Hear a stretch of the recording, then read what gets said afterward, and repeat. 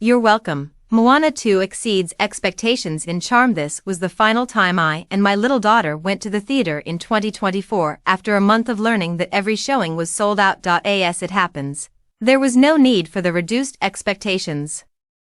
Despite its flaws, Moana 2 is a strong, endearing follow-up that respects and builds upon the original's legacy. See the impact of Moana's recent celebrity.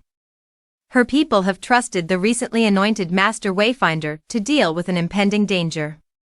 Because it entails bringing an island chain together and defeating an invisible supervillain, the narrative is quite complicated.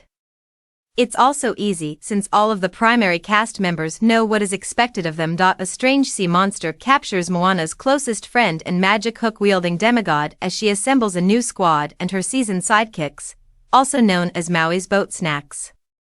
I wasn't sure whether I wanted to watch Moana 2 in theaters because of reports that it was originally a made-for-Disney Plus film, which is the contemporary equivalent of The Return of Jafar or Cinderella 2 going straight to video.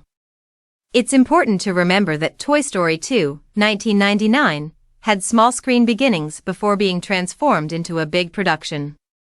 The main narrative clue that film was originally meant for a smaller screen is that almost all of the key scenes are a little too lengthy.